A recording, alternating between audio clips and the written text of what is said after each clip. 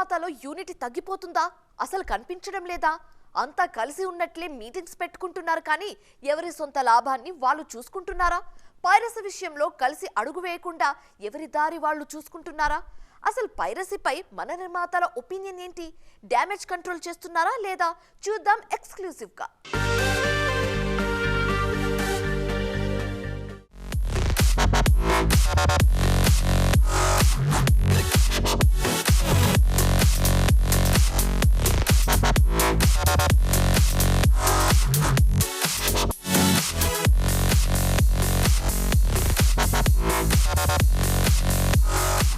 టాలీవుడ్ లో పైరసీపై నిర్మాతలు ఓపెన్ అవుతున్నారు. సీతమ్మ వాకిట్లో సిరిమల్ల చెట్టు రీ రిలీజ్ ప్రెస్ మీట్ లో పైరసీ విషయంపై స్పందించారు దిల్ రాజు. నిర్మాతలంతా కలిసొస్తే ఎఫ్డీసీ చైర్మన్ గా ప్రభుత్వంతో మాట్లాడతానన్నారాయన. ఎఫెక్ట్ అయిన నిర్మాతలే మాట్లాడుతున్నారని, శుక్రవారం మాట్లాడి సోమవారానికి మర్చిపోతున్నారన్నారు దిల్ రాజు. ఆ వారం రిలీజ్ అయిన వాళ్ళకే నొప్పి, తర్వాత పట్టించుకోరు. మా బ్యాడ్ అదొకటే. కలిస్తే చాలా మార్చుకుంటూ రావచ్చు. వాళ్ళ పెయిన్ ఆ ఫ్రైడే, సాటర్డే, సండే అయిపోగానే మళ్ళీ మండే నుంచి కొత్త షూటింగ్ ఏంటి, కొత్త సినిమా ఏంటి, దాంట్లో పడిపోతారు. దానికి ఒక ఉద్యమం కావాలంటే అందరు ఆ పెయిన్ అర్థం చేసుకొని అండర్ ప్రొడక్షన్లో ఉన్న ప్రొడ్యూసర్లు అందరూ స్పీడప్ అవ్వాలి. మొన్న తండేల్ ప్రెస్ మీట్ లో అల్లు అరవింద్ మాట్లాడుతూ ఈ మధ్య పైరసీ గణనీయంగా తగ్గిందన్నారు. కానీ గత 2 నెలలుగా మళ్లీ తలెత్తిందని, గేమ్ చేంజర్ విషయంలోనూ పైరసీ పడగ విప్పిందన్నారు అల్లు అరవింద్. పైరసీ చేసిన వాళ్లకు కఠిన చర్యలు తప్పవంటూ హెచ్చరించారు మెగా నిర్మాత.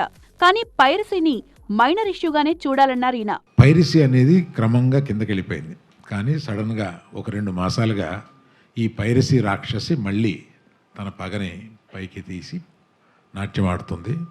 ఇది మొన్న ఈ మధ్యకాలంలో లేనిది మొన్న దిల్ రాజు గారి సినిమాతోటి ప్రారంభమైంది మళ్ళీ. అప్పుడు చాలా ప్రయత్నాలు చేసి మేమందరం ఇదివరకటి నుంచి ఛాంబర్లో ఒక సెల్ పెట్టుకున్నాం. అంటే కంటిన్యూస్గా వచ్చిన పైరసీలు చిన్న అయినా పెద్ద అయినా ఏ సినిమాకైనా ఆ పైరసీని డౌన్ చేయడం కోసం మేము ఇక్కడ కొంత అమౌంట్ పే చేస్తే ఇక్కడ ఆ సెల్లు అదే పని మీద ఉంటారన్నమాట. పైరసీ గురించి ఒక్కో నిర్మాత ఒక్కోలా స్పందిస్తున్నారు. దీనిపై బన్నీవాస్ వర్షన్ మరోలా ఉంది. పైరసీ గురించి మాట్లాడి మనం దానికి అనవసరంగా పబ్లిసిటీ ఇవ్వడం తప్ప ఇంకేం లేదంటూ చెప్పుకొచ్చారు వాస్. సీరియస్ చర్యలు తీసుకున్నా లాభం లేకుండా పోతోందంటూ వాపోయారు బన్నీవాస్. తండేల్ టైంలో ఈ ఇష్యూపై బాగా రెస్పాండ్ అయ్యారు ఈ నిర్మాత. వీటి గురించి మనం మాట్లాడి మనం పబ్లిసైజ్ ఎక్కువ ఇస్తున్నాం. వచ్చింది అనేది ఎంతమందికి తెలుస్తుందో తెలియదు, కానీ ఇప్పుడు ఇట్లా మాట్లాడటం వల్ల నాకు తండేలకి అది చాలా పెద్ద దెబ్బ పడింది. నేను చాలా తర్వాత రిగ్రెట్ అయినా ప్రెస్ మీట్ పెట్టుకుంటూ ఉండవలసిందని చెప్పి. రీజన్లో తెలుగు ప్రొడ్యూసర్స్ లేదా తమిళ ప్రొడ్యూసర్స్ అట్లా అనుకుంటూ ఇప్పుడు అవ్వదు ఉన్న పరిస్థితిలో. అది మొత్తం టోటల్ ఇండియాలో ఉన్న అన్ని ఇండస్ట్రీస్ కలిపి అది దాన్ని ఐపీ స్విచ్చింగ్ అంటారు. ఐపీ స్విచ్చింగ్లో సెంట్రల్ గవర్నమెంట్ మాట్లాడుకుని ఇండియాలో గట్టిగా చూస్తే నియర్లీ 10 to 15 ఉన్నాయి. ఆ 15 సర్వర్స్లో కనుక ఇండియన్ గవర్నమెంట్ కనుక ఈ సినిమాలకి ఆ ఫెసిలిటీ కనుక మాకు ఇస్తే కనుక డెఫినెట్గా దీన్ని కంట్రోల్ చేయొచ్చు. నిర్మాతల్లో పైరసీ ఇష్యూపై యూనిటీ లేదనేది దిల్ రాజు లాంటి వాళ్ళు చెప్తోన్న మాట. ఫిలిం ఛాంబర్లోనూ నామ్కే వాస్తే పైరసీ సెల్ ఏర్పాటు చేశారే తప్ప డ్యామేజ్ కంట్రోల్ అయిందేం లేదు.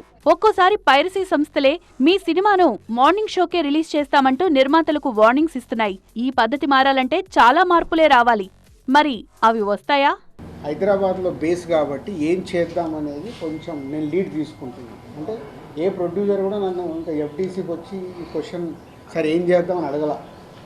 అయినా నేను ఒక నిర్మాతగా నాకు రెస్పాన్సిబిలిటీ ఉంది కాబట్టి గవర్నమెంట్కి ఆల్రెడీ ఒక లెటర్ ప్రిపేర్ చేశాను. సో డిపార్ట్మెంట్తో కూర్చొని ఏం చేయొచ్చు, ఎందుకంటే బేస్ అంతా హైదరాబాద్లో ఉంది కాబట్టి తెలుగు సినిమాకి చేద్దామనే ప్రయత్నం స్టార్ట్ చేశాను.